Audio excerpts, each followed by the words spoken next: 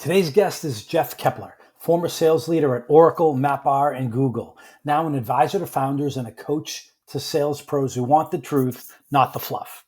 Jeff crushes the myth that leadership is merely a title, and he believes it's earned by showing up, standing up, and doing the work alongside your people.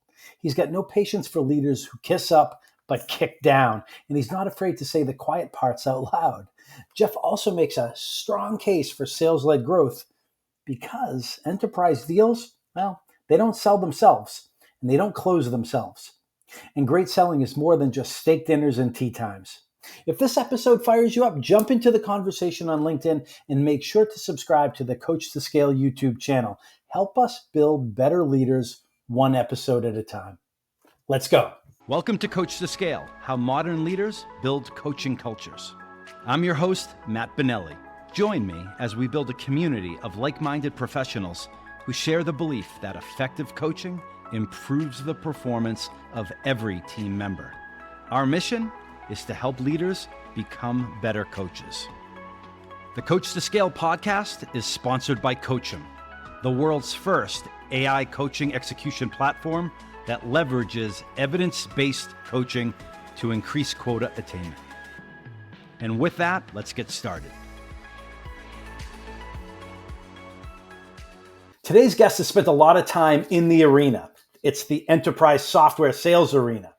Now, his face may not have been marred by dust and sweat and blood like Teddy Roosevelt described. However, he was in there giving it his best shot, sometimes ducking for cover. And he's been highly accountable for a very long time and delivered repeatedly in that highly visible arena. He's worked with, for, and around some of the best companies like Oracle, MapR, Google. And today he's an advisor to investors and founders and a coach to sales. Jeff Keplar, welcome to Coach2Scale. Hello, Matt. Great to be here. Jeff, you're very presidential and Texan there with the awesome background. So you know what they say about podcasts is that I can look this way from the waist up. I mean, I could be wearing Bermuda shorts right now and have golf shoes on. Don't tease us, Jeff. Don't tease us. All right, man. Listen, I'm really excited to have this conversation. You and I swam in that big pond that is Oracle for many years, for pretty much a couple of decades. Our names crossed, but our paths didn't cross much. But your reputation precedes you, and it's not just the number of newsletter subscribers that you have, the quality of the people who subscribe to your newsletter, but just people who say, "Yeah, I work with Jeff. What a fantastic person. What a highly skilled sales leader." I mean, the list goes on. You have a solid reputation, and it's great to be able to have a walk down memory lane and have a conversation like this with you and share it with others. Yeah, that's what I'm kind of expecting. A little walk down memory lane. Your reputation precedes you as well, and it's just a lot of fun to talk about our times together. Even though we didn't work like side by side at Oracle, we were in the same circles. We were. So Jeff, MythBuster question. We usually start off with that one. And you've heard them all. What's a myth in this business of coaching and leading salespeople, sales leaders, that's you believe might be misguided or maybe even complete BS? Yeah, so I think I'm going to go with when you're promoted to sales management, or maybe even vice president, whatever, like the VP of sales title,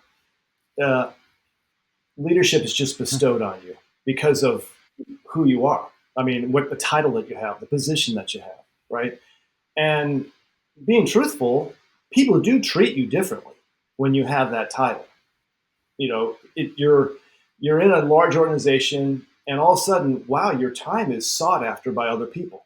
It's flattering, but the fact of the matter is, leadership isn't bestowed. And my experience is that you got to earn it. And if you kind of set that aside and just say, hey, these people don't work for me, they work with me. I'm working with them. You collaborate, you influence, you motivate side by side. that type of thing earns leadership. They see their manager facing the same challenges they face, getting the bad news at the same time they're getting it, but not looking over the shoulder and says, why'd that happen? Blaming, no blame, right? So when you do that and you're in the field and you're in the arena, as you described in the opening comments, when you're in the arena, um, and how you react, that kind of gives you leadership. And I just think there's a misnomer. And I've been, it may have been on your, one of your coaching podcasts, your Coach2Scale podcast, and it may have been just something I read. Um, and it has to do with, it's very popular to move up the corporate ladder by kissing upward and kicking downward. And I had never heard that before. So I can't claim that, oh, I just adopted that as a, as a skill or as a mantra when I was leading people at Oracle. But when I heard that, that made a lot of sense, because when you see it, you see how that can happen in companies, right? And you don't want to be that person, right? Because it's very evident. Like that person then leaves that big corporation, they go somewhere. Well, how many people will follow them? If you've been kicking downward for most of your career to get upward, you're not going to have that many followers, and that's a key thing. In fact, that is one of the key things when you're hiring a leader or hiring a VP of sales. What are the people that worked for them? What do they say about that person? Not the people that they worked for, but the people that worked for them. Yeah, one of the guests I had on fairly recently, his name is David Priemer, and he's written a couple of really solid books about sales leadership, and he does talk about that. Don't get ahead by kissing upward and kicking downward. I think another word, Challenger Sale may have perfected the branding of it. The climber, the proverbial climber in the organization, right? That person who's always reaching up, kissing up, but kicking the people off the ladder down at the bottom. But David Priemer talked about this concept of sales team for life. And basically, Jeff, you've worked with and around a lot of people over the course of your career, and they didn't all follow you, to every company that you went to. Some did, but some just are doing great things somewhere else, and you reach out Right. to them from time to time. You collaborate with them, or maybe not, or maybe they just say, "Hey, I remember this great guy Jeff that I used to work for." But if you met today, you would pick up where you left off, right? You're not part of the same company, but you're part of that sales team. How important Yeah. is that? Oh, well, there's another saying, and I'm going to attribute it to the right person this time. I think it's Clinton. I think it's former President Bill Clinton said he has more yesterdays than he does tomorrows. And I've used that a little bit on career-wise, right? So when you get to a point in your career where you look forward, and it's like, as you know, I'm still working, but where I'm at in my career, I've done a lot of things in the past, and I got a few things more to do in the future, but I've got maybe less tomorrows than I do yesterdays. And you say I think it's real important about the brand, about your reputation, right? And so it's really common to call it brand now with social media, but it's just your reputation. It's like if people looked at you and said, "Hey, that person helped me. That person help make me better, either professionally or personally." Because when you're managing salespeople, and you're spending all that time, whether it in the office, in front of customers, traveling on the road, whatever, you get to know them. And when you're coaching, you get to know them. And you have that one-on-one. And maybe the first 10 minutes of that one-on-one has nothing to do with forecast or pipeline. It just happens, it just says what's on your mind. And it might be a personal thing. And you get to know them. That's really valuable. And I think looking back, that's something I think I did well, and I have no regrets doing that. Right, where you build a relationship, and today you can pick up right where you left off. To your point, Yeah, no, that's powerful, and it really makes the world a little not only better but also a lot smaller when you think about it in terms of yeah, sales team for yeah, life. So you you worked at a really big company like Oracle for almost 20 years. You worked at Google. You worked more in the growing size company like a MapR.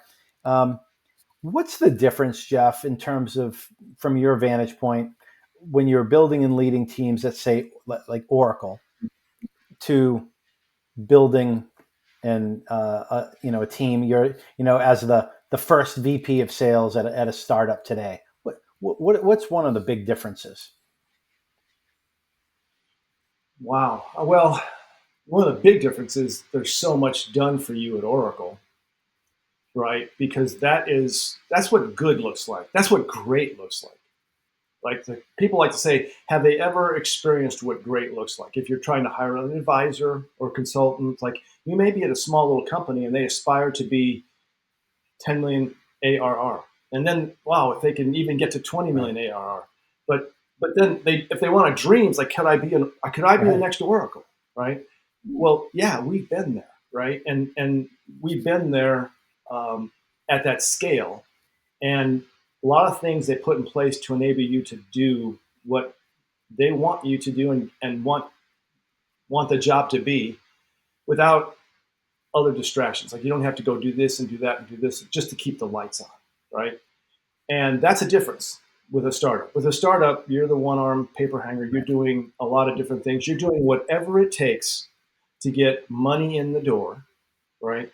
Because money is oxygen, right? I mean, if mostly startups will go and borrow, right? Either through some kind of financing, debt financing, venture capital, whatever. But there's only so much of it to go around, right? And and that burn rate's what they talk about, right? It's what keeps the founders up at night. And sales is the cure, right? Sales is the lifeblood. Sales is important. And and you should never get into sales because you want respect. No.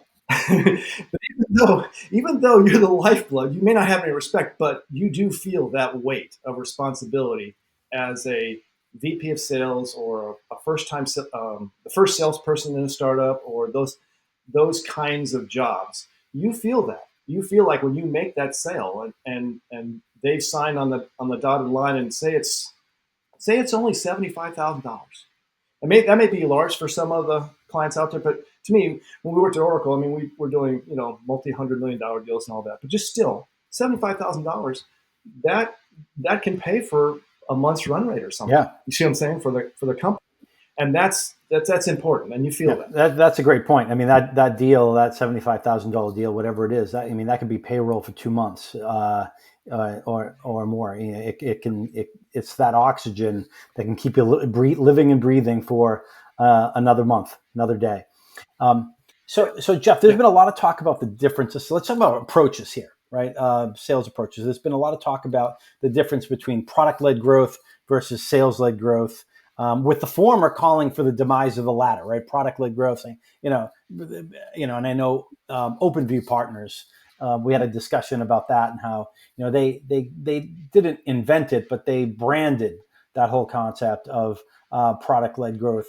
What are you seeing and hearing in the marketplace these days about that discussion, product-led growth companies versus sales-led growth? What do you agree with? What do you disagree with? Yeah, it's a very popular topic, and I've run into it because multiple different kind of touch points, but one touch point that I can recall, someone referred me into a recruiter slash, and maybe even been a venture capital for a small company, and they were looking for someone to help them get sales off the ground, right? And I remember them mentioning product-led growth and what I knew about it, and I said, "Yeah, I know a little bit about it because I had dug into it." And fast forward, like, well, we're looking for someone that's really done product-led growth, right? And not someone that does sales-led growth. It's a whole different game. And I said, well, what do you mean by that? And they really couldn't articulate. So that kind of drove me to investigate. Like, let me see what people are thinking these things are. So I looked at the product-led growth, and I'll tell you, Matt, it does make a lot of sense. And I think if I'm a venture capital, I would push I've got money into a startup. I would push my founder and that startup to be as do as well as they can to see if they could reach a product-led growth strategy, right? Because there's some financials behind it that says it'll grow faster later, not early, but grow faster later. There's just some numbers on that. But what it does, if the product is downloadable off of the web and can be installed and used by a user, so it has to be, in my mind, that's a lot simpler than the enterprise software that I'm used to selling. You just don't download Oracle database or ERP or supply chain and just play with it to see if you like it, right?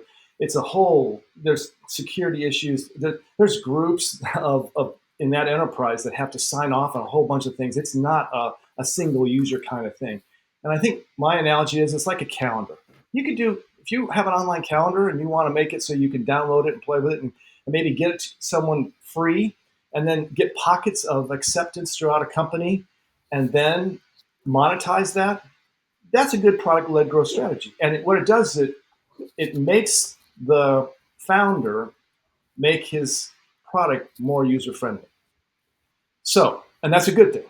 That's a good thing. And it's a good thing for salespeople too. The better that product is, the more user-friendly, the better it's going to be for a person to sell it. So I say that, but then I also say what I see written about sales-led growth is what you see written about it. Okay. Because, right, Jeff, I mean, all salespeople do is take clients out to dinner, eat and drink, and go golfing, right? Right. A blazer-clad salesperson. Like, and I don't know. Do you have a blazer? I don't know if I have a blazer. But I remember wearing a uniform suit all the time. And then I was in telco, and that was one of the first industries to go with the crew neck and sport jacket and all that. And I know the Valley got more casual, business casual. But blazer clad, that just reminds me of plaid and used cars, and it's okay. And when I read that, Matt, what I think of is that someone's being almost extreme for either humor or just to get your attention, right? I don't know that they really mean it, but from my perspective, there's so much more to sales than taking a CIO out to dinner, right? And it's very common for people to think that, oh, he's a relationship salespeople. That's what they do. The salespeople I work with, you might have dinners and you might play golf. Of course, golf takes a long time, and there's not a lot of time in the day when you've got these big quotas. But you may do that. But you've got a lot of other work that you're doing that people, unless you've done the job, people don't really understand what that is. So I think it sells short what a salesperson does in a sales-led growth strategy. I'll also say this. Oh, go ahead. No, please finish your thought. Yeah, so I'll also say this. I think salespeople are required when there's competition. So you've got in my career, I've just been employed by companies where there's three major players in a market doing system software, anything, whatever it is. There's three major players, and guess what? You're not number one. Someone is number one. They're the farthest upper right in the quadrant, the Gartner quadrant, whatever it is. And if people just do an evaluation based on that, they're going to choose that vendor. But that's not you, right? So you're working for number two or number three or number four or whatever. And how are you going to convince them if your product doesn't have all the features that the number one does? Well, you could, and is it easier to, and it's not downloadable. It's not a calendar. You need salespeople. So it's like, I think product-led growth has its place, but it's not replacing sales-led growth. And I'll finish with this. At the time, I don't recall what they are, but at the time, I just went and listed all the sales-led growth companies that are out there that have done well. And I'll be darned if 90% of them have sales forces now. so it wasn't entirely, that maybe product-led growth was just to get something off the ground, freemium-based concept or something like that. But anyway, that's my thoughts on PLG and SLG. And they're great thoughts. And I think, you talked about that blazer-clad, salesperson of, yesteryear and, smoking cigars and, like an old school, right? But I would say the last, I don't know, call it bunch of years, what I hear more is the reliance on the product selling itself, jumping to the demo, jumping to the proof of concept. Is it possible that the pendulum has swung too far to the product-led growth phase, and companies that should be sales-led growth are trying to rely on a product-led growth model? Is that possible? You know, I think that they're onto something. I encountered something this morning. This morning with a client, right? And it has nothing to do with go to market and sales, but it was you know what? We could use something. We could use a CRM. Really? Because I know where they're at, and I'm not sure that they're quite ready for a CRM, but still, it's like, tell me more. And then I got, we need, it was like, we're looking at this, and they started spouting out some features. And I said, well, what are you looking for? And the list was very short. So I said, and I thought, well, I don't want to slow anybody down, right? But I do have a little bit of experience here. Can you tell me what is it that a spreadsheet isn't doing for you right now? Just a spreadsheet, because we're talking about early. You know what I mean? And if you start there, so you know where I'm going. I'm asking questions. Where is the pain? Why? So we're jumping to product knowledge, whatever, and no, we're not even finding what are the real needs. Why do we really want this? What is it? What's missing? What's current state and what's future state? The things that trained salespeople do, right? Right, exactly. So I'm agreeing with you. That's like we're jumping to product, and these companies now are taking from product-led growth, and they're leading with product versus trying to find out what's the process that's broken or could be improved inside the company, and how do we go about that? Yeah, because the startup has a lot of other things that they can and should be doing potentially than implementing a CRM system that they don't need right away. Right. Well said. And you know what? And I'm not sure, given this is going to go out live, and this is something that's happened real. I mean, I like to say the problem about telling real stories, like in my newsletter, is that real people are involved. So I'm not looking to embarrass anybody. I don't even know where we're at, but someone has to ask those questions. Right. It was said fairly recently on this show that the salesperson, a good salesperson, a good advisor, is asking the main stakeholders in the company the questions that in an ideal world, we don't live in an ideal world, but in an ideal world, they would be asking themselves. I mean, it's not rocket science. Perfect. It's just being able to step out from the noise and say, well, what about this? And what about that? Oh yeah, that's a really good question, Jeff. You know, I should have thought of that, but I'm too far in the weeds to be able to see it. And that's understandable. That's totally understandable. Yeah. So that's why they have you. That's why they have me. Yeah, it's another set of eyes. Just ask the question. Right. Yep. Another set of eyes. You don't have to be better. You don't have to know their business better than them. You don't have to be the best at, any of the roles that they're playing. You just have to be a good listener and ask good questions, right? It's a big part of it. Right. So in doing this for a while, Jeff, do you find that you have some beliefs that you harbor, in this arena that some would find controversial? Well, I'm going to depart. I think I have an answer for you, but it's more on leadership than it is the specific. No, absolutely. That's okay. Yeah, because it's all part of the same thing. Because you're dealing with people, and what I like to say, and we've shared this, I think, between you and I, that when you're managing people, coaching people, leading people, it's like selling because you're influencing. And if you have it really dialed in and you've got it working the right way, the people are doing what you want done because they want to. They want to do it, not because you're you're ordering them to do it or commanding them to do it, it's because you've influenced them in some way. And isn't that selling? Isn't that when you're talking to even an enterprise? It's like, are you going to force them? I mean, not every enterprise sell is like an episode of Suits, where Harvey kind of corners them and forces them out of some kind of legal thing to do something. I've seen that. That's very how can I? It takes a lot of talent to do that, and it's a real thing in business.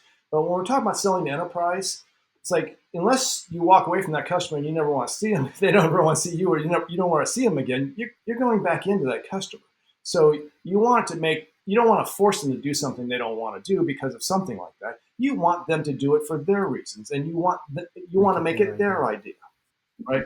So when you're doing all this, my controversy, the one that I would say maybe controversial, is that I've heard on one of your podcasts, and it's not just yours. There are other. It's a well-known thing about leadership.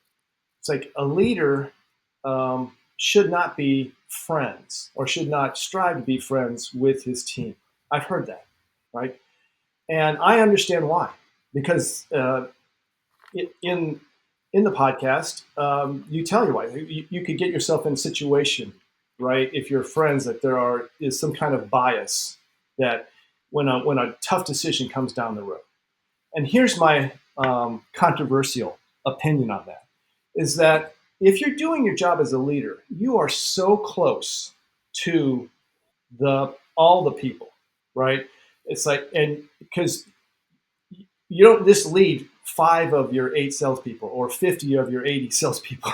You're leading everybody, right? You don't pick and choose if you're doing the right job, and so you want to make each of them better. You want to push them beyond the limits that they think they can do, and they can look back and say, "Wow, I might not have done that if you hadn't opened my eyes or enabled me to do that through blah blah blah." That's the win, right?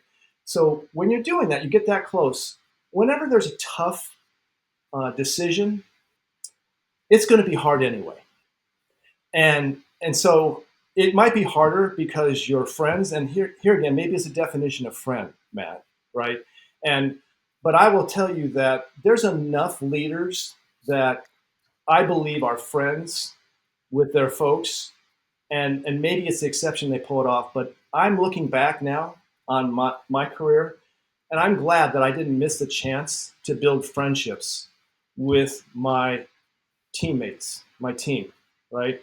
Because I might have heard this, and this is most likely for someone that's a new manager out there that's taking in input, and they might hear, "Don't be friends with your people," right? And I would want them to know, well, that has a merit, but don't go the other way. Don't take that and say, I can't talk to him when I come in the morning and I'm grabbing a cup of coffee, and I can't talk to him about the hockey game the night before, or I can't ask them about their children, or I can't tell them, my mother is in a assisted living home, and this is my experience, and I know you're experiencing that too, and blah blah blah. All those things that humans and friends talk about. Don't miss the chance to make a friend. It's a really interesting discussion, and this is taken on a little bit of a life of its own, Jeff. Because in the way it originated is we had this myth-buster question that I asked, and so somebody recently said the myth is that you can be friends with your salespeople. You can't. That's what this guest said, and then I remember thinking, okay, wait. Okay. And then I went and looked back at a show a while back where somebody said the myth is you can't be friends with your salespeople, because you can. And so I love it when I have two people that are on an opposite side of a real point, because look, you take a senior role, you take a leadership role in a company. Quite often you were a peer with that group, and then you took them over as a frontline leader. That happens all the time, right? So you were friends and now you're the leader. Now what do you do? So this is a real issue, and so much so that we're having a live event coming up in the next several weeks. We're just going to lock down the date with those two folks who one takes one side, one takes the other, and we're going to have a live debate. And yeah, No so way. We didn't rehearse this. This is like we didn't rehearse this, and my wife says it's because I like to stir the pot. So I'm getting a couple people that can stir the pot, that take a different side, and I stir the pot in the middle. Yeah, maybe I like to do that, but it's a legitimate concern and challenge for leaders, and we're going to tackle that. And Jeff, I suspect we're going to get to somewhere in the middle, but we don't want to, that's just the way I feel about it, and we'll see what happens, but it'll be fun. I'm looking forward to doing that. So I think you're right. I think the extremes are where you get in trouble on that. Like, okay, really, really buddy, or I'm just ignoring you because I can't be your friend. Those are the two outside. It's somewhere in the middle. It's okay. It goes back to I don't know where I don't know where exactly it is, but you'll know the line when you get at it, when you cross it, type of thing. So Jeff, lessons learned. And with this question, we're trying to help some folks that are maybe newer in their sales leadership journey, sidestep some of those potholes that you and I stepped in, and many others before us. What's a lesson learned in this business, an aha moment that you experienced that changed the trajectory of your career, or just caused you to do things differently? But you would look back and you just remember that. Wow, that was a pivotal moment in my career. Yeah. This is against leadership. There's, I guess the best way to say it is that no employer promises us when we join the company, get into sales. As Tony Fernicola used to say, it's our choice to be here, right? It's our choice. We could walk out the door right now if we don't want to, but we choose to be here. So all the stuff that comes with that, right? I just loved him doing that. He said it a lot more colorful, though. Yeah, well, of course, but our choice. But the company does not promise. The company does not promise that everyone's going to be treated fairly. There are going to be situations that you encounter, and one of your team is going to need someone in their corner for some reason. And if you've done it long enough, you know what I'm talking about. It could be anything. It could be some kind of quota split. It could be a customer looked at them sideways, or something. You don't know what it is, right? But if you're close enough with your team, you know that this unfair thing has happened. No, absolutely. Follow me so far? Okay. Now, my advice and what I learned is be that person that's in their corner. Be the Gus D'Amato, if you're a Mike Tyson fan. be the man in the corner. Be their person. Be that person. Now, I say that, and being that person may not be easy on you.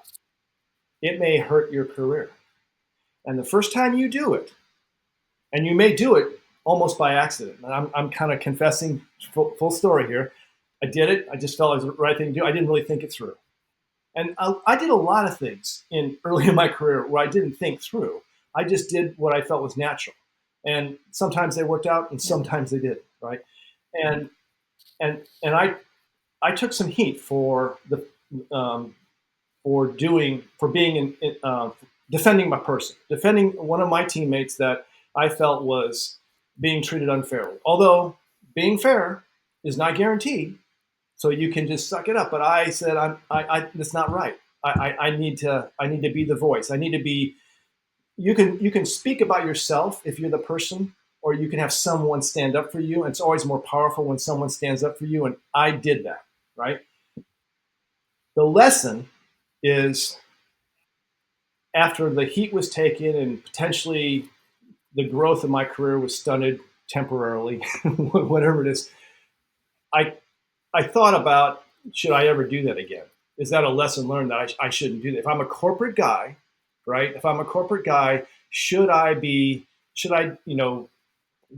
play that role? and forget about what's right down here. And I said to myself, no, I'm going to do it again if it comes up again. I mean, that type of thing. And Matt, I'm saying it half a dozen times more in my career where you had to put yourself out there. And I'm going to encourage, at least from my advice, go ahead and do it. It's the right thing to do.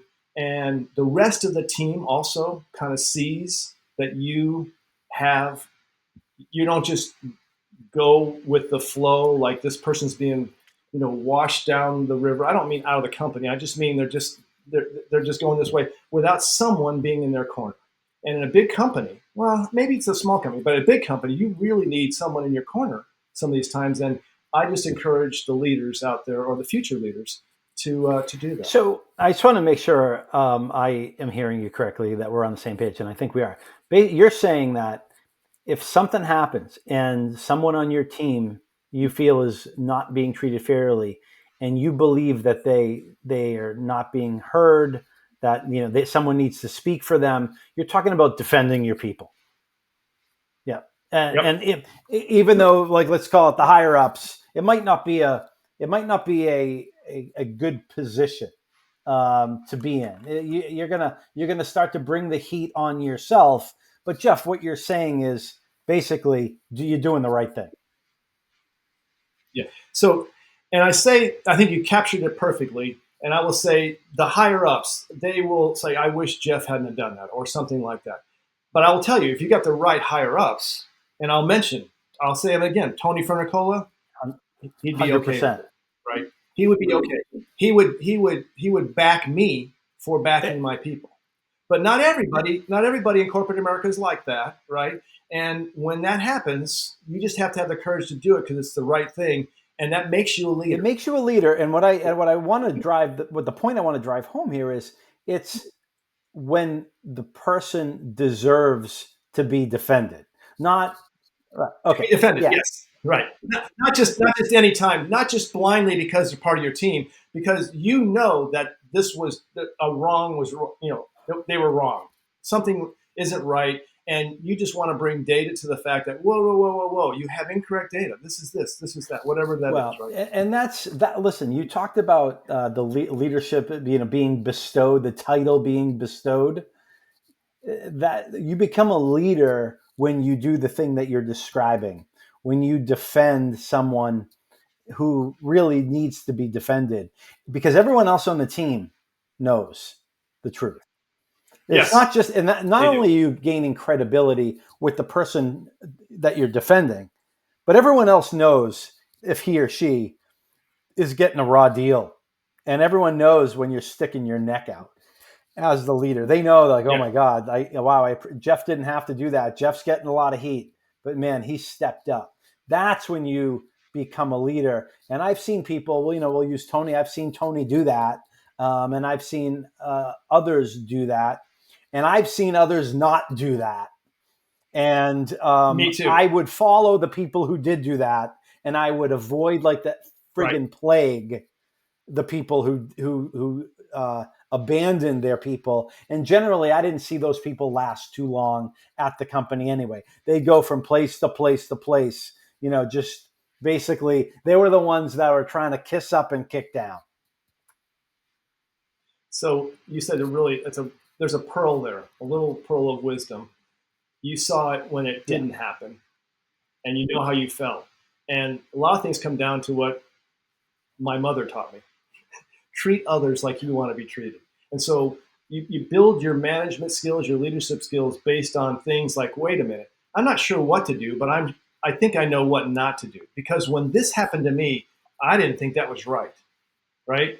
So at some point in your career, so you say, that I'm going to act differently because I wouldn't want that person that needs someone in their corner. I wouldn't want to be that person without anybody in my corner, right? Listen, you hit a chord with me, because I could go on and on this topic, and I would love to start naming names and situations, and it just like, and I sense that you're holding back on giving specifics of your situation because you don't want to identify people. And I totally understand that. But, these questions, I ask a lot of these questions, to every guest. And, that lessons learned type question I ask to pretty much everybody. And obviously you get a bunch of different answers. But one of the ways I would answer that question about a lesson learned is to talk about a situation that I saw, how I saw multiple levels of leadership handle a situation early on, right when I became a manager, like literally couple of months after I first became a manager at Oracle in 1999, 2000. And I saw Yeah. how it wasn't handled properly, and I'll never forget it. I'll never forget it. Yeah. And I, to this day, it just boils my blood to see what happened, how it impacted people, and just the level of Yeah.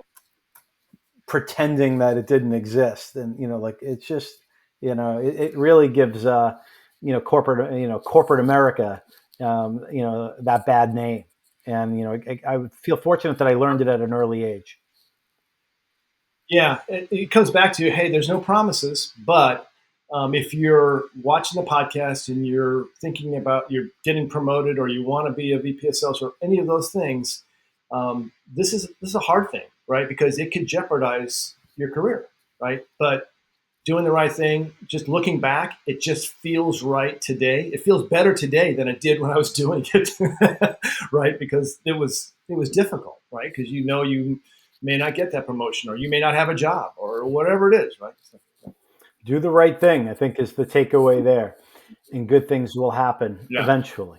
So Jeff, you're not a salary leader, employee for a company any longer. You're an advisor to founders and CEOs.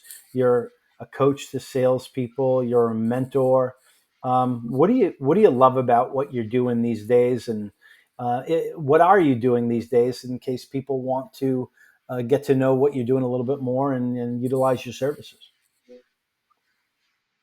Yeah. So I think by I'm not sure if it's trial and error, but of just witnessing the startup world. Um, Big companies, if you're selling to enterprises, and that's where my background is, and knowing how enterprises buy is really a skill, right? How do I leverage that? How do I help others that are um, beginning a journey that I've already made? It's like what do I know that can help them? And when you look at the startup world, like just getting your software into a JPMC or an AT&T or a big enterprise, there's so many obstacles. To you got to make the what's that called, the approved vendor list, and that might take 12 or 18 months. And we just talked about the cash burn, and it's just the odds are just against, they're stacked against, right, that young company, even with if they're armed with venture capital. And I believe that the skills that I've acquired through just luck, being at Oracle, being in the right places and learning these things, can help the startup world, the founders that are looking to, how do I get in? How do I do this? I've got some salespeople, but I keep hearing no decision, no decision, no decision, no decision, no decision. I can look at you, Matt. I can tell that you would know exactly what to do. Your face is very calm and solemn, but I know exactly you would know what to do. I know what to do. I know why there's no decisions, right? And it's things you're not doing at the very front end. These are easy things, fall out of bed things for me, because I've got thousands of sales cycles that I've been involved in with enterprises. I've seen it a million times. It's like I don't know everything, because once you think you know everything in sales, you're going to be humbled pretty quickly. But you just know. And so I guess Swiss Army knife is what, and I'll also say that early sales job, all the way up to, say, I don't know, 20 reps, VP of sales, couple of sales managers, that's really hard. And I like doing things that are really hard. I like helping folks that are trying to do things that are really hard, right? And so that's what I do. So my market is smaller companies, go-to-market sales. So I like to say I advise founders and CEOs and investors, because investors play a big role in people, in consultants being another set of eyes to someone to help them, or coaches to salespeople. If they have a sales team and they already have a sales manager or VP of sales, I can guarantee you those salespeople aren't getting coached. And if they are, then that sales manager is a unicorn. He's a one in a million because he or she, one in a million. I'm from Illinois original, so I can be gender non-specific, I guess. So that person has got so much to do. He doesn't have time to do what I did at Oracle, the coaching. Just because I've been in both worlds, I know. So that's the other thing.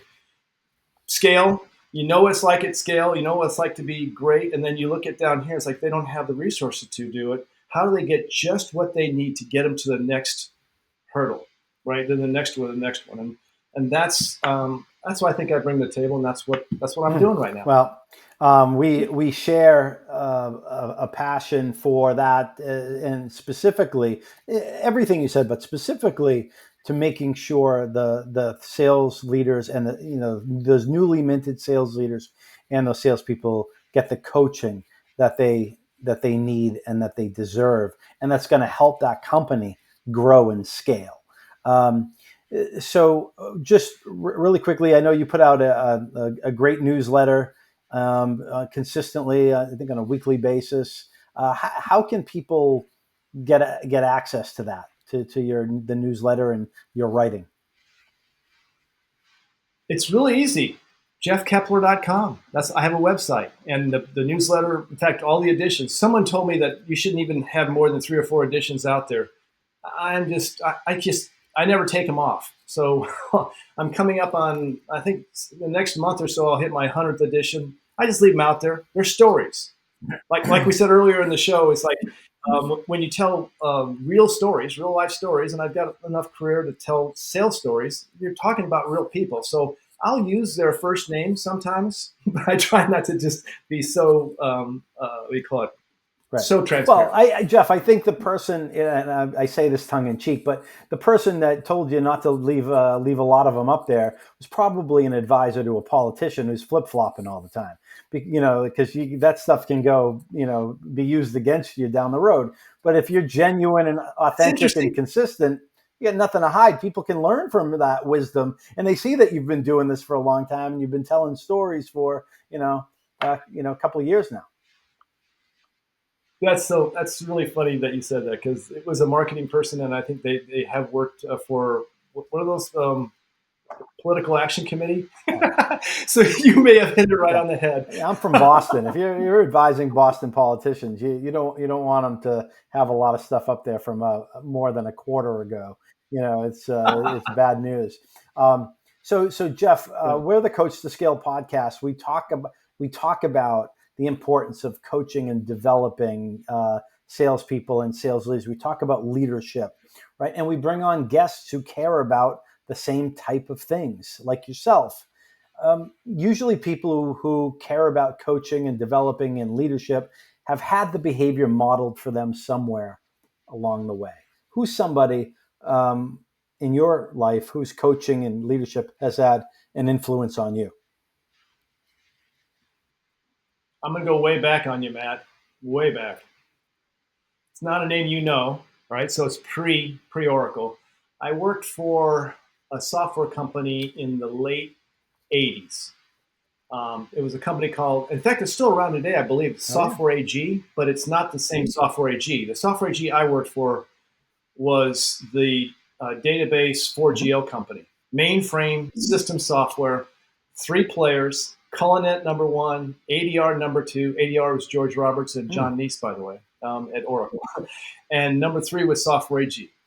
And most of those software companies, since you're running on IBM mainframes and IBM is the incumbent that you're trying to unseat, and IBM owned the space. They owned mahogany roll in all of enterprise Fortune 500 back then. The managers or the sales leaders inside the companies, like Software AG, including mine. My manager, his name was Gary. He was a former Bunch company sales leader. And Bunch is group of companies that used to compete with IBM: Burroughs, Univac, NCR, Control Data, and Honeywell. And each of those companies had outstanding sales management, sales leadership programs.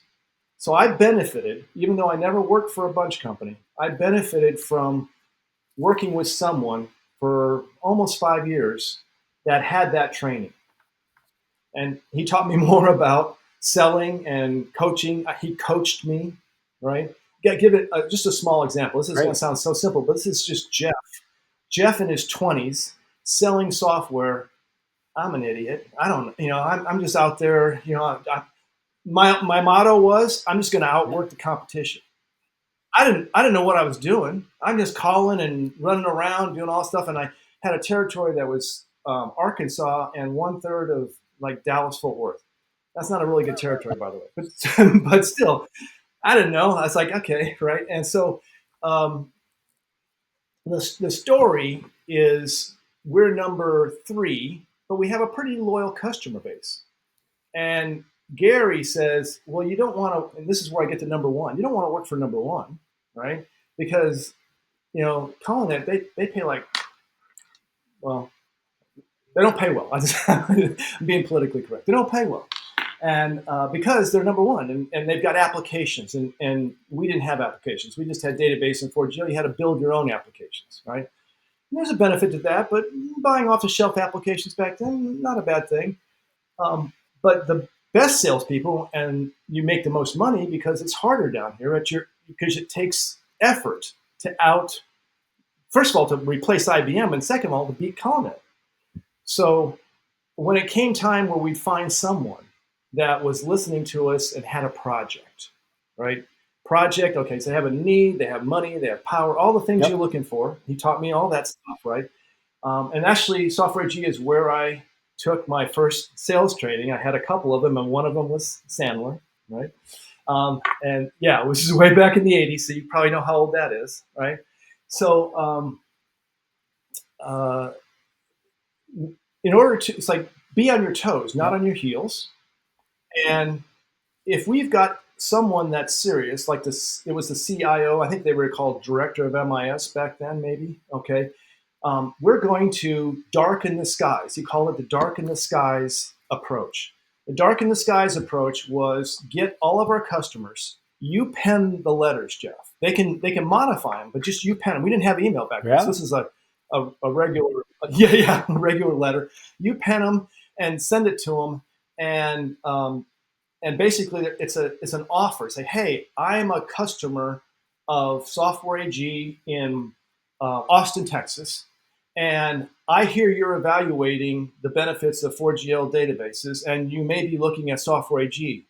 I'm here to offer my help in sharing my experiences of not only the evaluation process, but being a customer of Software AG.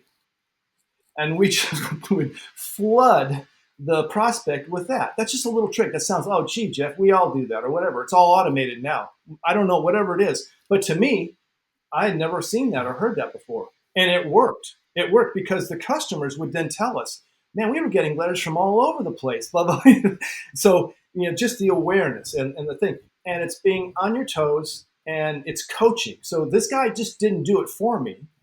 He gave me the tools and allowed me through trial and error to figure it out. Well, that's what a coach does. A coach doesn't get down and if you're an offensive tackle, he doesn't block that alignment, right? I mean, he shows you how. He shows you the stance or whatever. Or, talk about sports I know, like tennis or baseball. But either way, they allow you to do it. You make mistakes. You get better. You practice. You do these things. And so the third or fourth evaluation, I was like clockwork. I had a process. I had a program, right, to do that. So anyway, I learned from Gary back then, and he's the coach that I think of. Well, and that's really a fantastic story. And you bring up a great point. He didn't do it for you. Gary didn't say, Jeff, step aside, let me show you how it's done, and put on his superhero cape. Because that doesn't scale. Right. He showed you how to do it. And then you leverage that in different ways for decades after that. So that's really cool. And I think one of the other takeaways there is is that when you say it, it's selling. You're a salesperson, but when someone else says it, it's belief, right? And it's a third party story. So Yep. and those are Yep. super powerful. Look, Jeff, we covered a lot of ground here. We talked. I learned about bunch companies. I didn't know what that meant, so I learned about that. We talked about darkening the skies, defending your people, the importance of doing the right thing.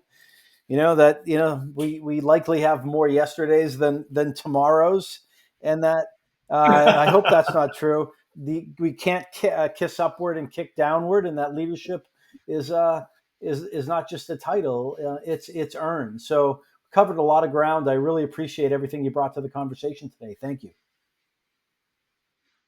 Thank you, Matt. Thanks for having me, and keep up the good work with coaching. Well, thank you very much. I appreciate that, Jeff. And for everybody out there watching and listening, thanks for doing so. Please let us know you're out there. Let us know that you exist. Chime in. Let us know what you like. Let us know what you don't like. Let us know how you think differently. And most importantly, let us know what you'd like to see and hear more of. We want to bring content to you. We want to bring guests to you that help you do that tough job that you do every day. We want to make it just a little bit easier. So good luck out there. And until next time, coach them if you want to keep them.